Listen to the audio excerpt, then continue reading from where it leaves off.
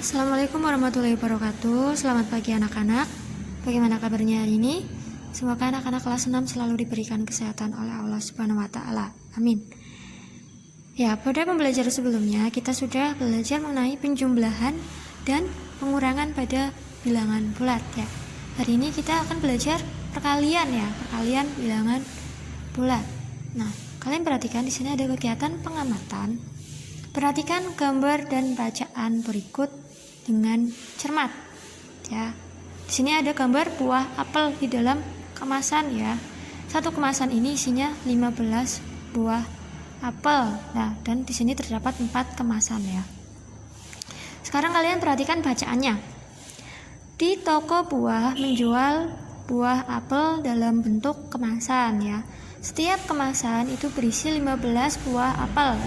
Satu kemasan ini isinya 15 buah apel. Benny membeli sebanyak 4 kemasan ya. Ada 4 kemasan, 1, 2, 3, 4. Berapa banyak buah apel yang dibeli Benny? Coba tulis ulang bacaan di atas, gunakan kalimatmu sendiri. Ya. Coba ya, akan kita tulis ulang. Kalian perhatikan di kolom tahukah kalian? Perkalian adalah penjumlahan yang berulang. Coba ini akan kita buktikan nanti ya. Ya. Untuk menghitung berapa banyak buah yang dibeli Benny, caranya adalah menjumlahkan isi setiap kemasan tadi adalah 15 ya. Jadi kita hitung 15 ditambah 15 ditambah 15 ditambah 15 sebanyak 4 kali, karena tadi ada 4 kemasan kan. Atau sama dengan perkaliannya dapat kita tulis menjadi 4 dikali 15 ya. 4 kali 15. 15-nya ada 4 kali ya. Nah, ini hasilnya adalah berapa? 60 ya. Hasilnya adalah 60. 15 ditambah 15 itu akan 30. 30 ditambah 15 itu 45. 45 ditambah 15 hasilnya adalah 60. Jadi banyak buah apel yang dibeli Benny adalah 60 buah apel ya. Kemudian pada kegiatan ayo menanya. Berikut ini contoh pertanyaan tentang perkalian bilangan bulat. Apakah setiap perkalian bilangan positif dengan 0 hasilnya positif? Bagaimana cara mengalihkan bilangan bulat dengan garis bilangan? Buatlah pertanyaan lainnya. Ya, ini nanti kalian bisa membuat pertanyaan yang lainnya ya mengenai perkalian pada bilangan bulat. Kemudian pada kegiatan ayo menalar. Ini adalah penjelasan dari soal yang tadi ya. Pengamatan pada operasi perkalian bilangan bulat adalah sebagai berikut ya. Permasalahan tersebut dapat diselesaikan dengan menjumlahkan semua buah apel yang dibeli, karena tadi kan perkalian adalah penjumlahan yang berulang ya. Nah, buah apel yang dibeli sebanyak tadi ya 15 ditambah 15 ditambah 15 ditambah 15. Tahu sama dengan perkaliannya adalah 4 kali 15. Hasilnya adalah 60. Jadi buah apel yang dibeli adalah 60 buah. Ya. Kemudian di sini ada contoh ya. Contoh 1.24. Hitunglah perkalian berikut. 6 dikali 5 sama dengan titik-titik. Penyelesaiannya 6 kali 5 sama dengan 5 ditambah 5 ditambah 5 ditambah 5 ditambah 5 ditambah 5 ya. 5-nya ada 6 kali. Hasilnya adalah 30. Jadi hasil dari 6 dikali 5 adalah 30. Seperti itu ya. Ya, selanjutnya kita akan membahas sifat-sifat pada perkalian bilangan bulat ya. Sifat-sifat perkalian pada bilangan bulat itu ada 3 ya, yaitu sifat komutatif, asosiatif, dan distributif. Yang pertama yaitu sifat komutatif atau pertukaran. Coba kalian perhatikan di sini contohnya adalah negatif 5 dikali 4, hasilnya adalah negatif 20. Bilangan negatif dikalikan bilangan positif, hasilnya adalah negatif ya. Berapakah 4 dikali negatif 5? Hasilnya berapa? 4 dikali negatif 5. Ini posisinya ditukar ya, yang tadinya 4-nya itu di belakang jadi di depan. Ya, ini hasilnya sama juga ya, negatif 20. Jadi walaupun posisi bilangannya itu ditukar, hasilnya tetap menghasilkan hasil yang sama, yaitu negatif 20. Apakah negatif 5 dikali 4 itu sama dengan 4 dikali negatif 5? Jawabannya iya ya, karena tadi hasilnya sama, negatif 20. Maka perkalian tersebut itu memiliki sifat komutatif ya. Jika tidak, maka perkalian bilangan tersebut tidak bersifat komutatif. Ya, tadi hasilnya sama, jadi perkalian tersebut itu memiliki sifat komutatif. Kemudian sifat yang selanjutnya adalah sifat asosiatif atau pengelompokan. Di sini contohnya adalah 7 dikali dalam kurung negatif 4 dikali 3 sama dengan 7 dikali dalam kurung negatif 12. Hasilnya adalah negatif 84. Berapakah dalam kurung 7 dikali dalam kurung negatif 4 kurung tutup dikali 3? Apakah hasilnya akan sama? Coba, ini akan kita tulis ulang ya. 7 dikali negatif 4 dikali 3. Apakah akan sama dengan 7 dikali dalam kurung negatif 4 tutup dikali 3? Ya, ini pada sifat asosiatif itu kan dibantu dengan menggunakan pengelompokannya, itu dibantu dengan menggunakan bantuan tanda kurung ya. Ini apabila tanda kurungnya itu ditukar, itu hasilnya akan tetap sama ya. Ini yang semula itu 7-nya tidak di dalam kurung, kemudian ini menjadi di dalam kurung, kemudian yang tidak di dalam kurung itu adalah 3. Coba akan kita hitung ya. Yang pertama kita hitung adalah yang di dalam kurung ya. Negatif 4 dikali 3, bilangan negatif dikali bilangan positif, hasilnya adalah bilangan negatif ya. Negatif 12, ini 7. Jadi 7 dikali negatif 12 sama dengan, kemudian kita akan menghitung yang ini ya. Kita hitung yang di dalam kurung terlebih dahulu. 7 dikali negatif 4, hasilnya adalah negatif 28, kemudian dikalikan 3 ya. 7 dikali negatif 12, hasilnya adalah negatif 84 ya.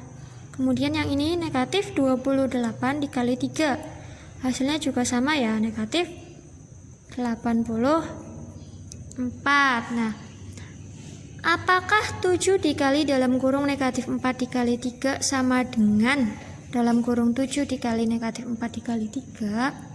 Jawabannya iya ya, maka perkalian bilangan bulat tersebut memiliki sifat asosiatif. Kemudian sifat yang selanjutnya yaitu sifat distributif atau penyebaran.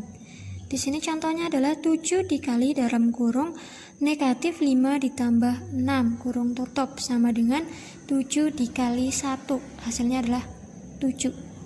Nah, ini satunya ini dari sini ya. Negatif 5 ditambah 6. Kita punya hutang 5, kemudian kita punya uang 6. Untuk membayar hutang 5, berarti sisanya berapa? 1 kan? Jadi ini menjadi 7 dikali 1 ya, hasilnya adalah 7. Berapakah dalam kurung 7 dikali dalam kurung negatif 5 kurung tutup ditambah dalam kurung 7 dikali 6? Nah, ini akan kita tulis ulang ya, coba kalian perhatikan. Jika kita tulis ulang menjadi seperti ini ya. Jadi ini 7 dikali dalam kurung negatif 5 ditambah 6. Negatif 5 ditambah 6, punya hutang 5, kita punya uang 6. Untuk membayar hutang 5, berarti sisanya adalah 1 ya, positif 1, ini 1 kan. Kemudian ini 7 dikali 1. Kemudian yang ini setelah disebarkan ya, menjadi 2 pengelompokan ya. Nah, ini 7 dikali negatif 5. Bilangan positif dikali bilangan negatif, hasilnya negatif ya, negatif. 7 dikali 5, 35. Jadi ini negatif 35. Ditambah 7 dikali 6, hasilnya adalah 42. Sekarang kita hitung. 7 dikali 1 hasilnya adalah 7. Kemudian negatif 35 ditambah 42. Kita punya hutang 35, kemudian kita punya uang 42. Untuk membayar hutang itu 35, berarti sisanya berapa? Ya, sisa uang kita adalah 7 ya. Sama ya. Jadi sama ya, setelah disebarkan itu hasilnya sama. Yang tadinya dikelompokkan jadi 1 ya, ini yang ini dalam kurungnya 1, kemudian disebarkan menjadi 2 ya. Ini adalah seperti ini. Kalau disebarkan itu berarti perkaliannya menjadi seperti ini. Ini yang pertama adalah 7 dikali negatif 5 tadi kan, ini kita tulis di sini. Kemudian yang kedua disebarkan lagi, jadi 7 dikali 6 di sini kita tulis di sini ya tadi. Hasilnya sama. Jadi sifat distributif itu adalah sifat operasi hitung dengan dua operasi hitung yang berbeda ya. Dua operasi hitung yang berbeda ini tadi ada perkalian dan ada penjumlahan. Kemudian salah satu operasi hitung berfungsi sebagai penggabungan. Yang ini ya. Ini berfungsi sebagai penggabungan, ini negatif 5 ditambah 6. Dan operasi lainnya digunakan untuk menyebarkan bilangan yang dikelompokkan dalam tanda kurung. Nah, ini disebarkan ya tadi menjadi 7 dikali negatif 5, ini dikali ini, kemudian 7 dikali 6 ini disebarkan ya. Hasilnya sama, hasilnya adalah 7. Nah, apakah 7 dikali dalam kurung negatif 5 ditambah 6 sama dengan dalam kurung 7 dikali negatif 5 kurung tutup ditambah 7 dalam kurung 7 dikali 6? Jawabannya iya ya. Maka perkalian bilangan tersebut itu memiliki sifat distributif. Kemudian di sini ada contoh soal ya. Kerjakan soal-soal berikut. Nomor 1, apakah 9 dikali dalam kurung negatif 12 itu sama dengan negatif 12 dikali 9? Ya, ini ditukar ya posisinya. Posisi bilangannya ditukar. Penyelesaian. Karena perkalian bersifat komutatif ya, pertukaran, maka 9 dikali negatif 12 itu sama dengan negatif 12 dikali 9. 9 dikali dalam kurung negatif 12 itu hasilnya adalah negatif 108. Yang ini negatif 12 dikali 9 ini juga hasilnya sama, negatif 108. Seperti itu ya. Kemudian yang kedua, isilah titik-titik berikut. Titik-titik dikali dalam kurung negatif 4 dikali 7 kurung tutup sama dengan dalam kurung 12 dikali dalam kurung negatif 4 dikali titik-titik. Nah, titik-titiknya itu diisi berapa? Karena perkalian itu bersifat asosiatif ya tadi ya. Coba, maka menjadi yang ini titik-titik yang pertama ini diisi 12 ya. 12. Kemudian yang ini berapa berarti? Ya, yang ini 7. Jadi 12 dikali dalam kurung negatif 4 dikali 7 sama dengan dalam kurung 12 dikali negatif 4 kurung tutup dikali 7 ya. Ini karena bersifat asosiatif. Kemudian yang ketiga, isilah titik-titik berikut. Titik-titik dikali dalam kurung 5 ditambah 10 sama dengan negatif 7 dikali 5 ditambah titik-titik dikali titik-titik. Nah, titik-titiknya itu diisi berapa? Ini karena perkalian bersifat distributif, berarti di sini berapa? Ini 7 ya. Ini. Dan ini kan dikali 7 dikali 5. Ini negatif 7, maaf, negatif 7.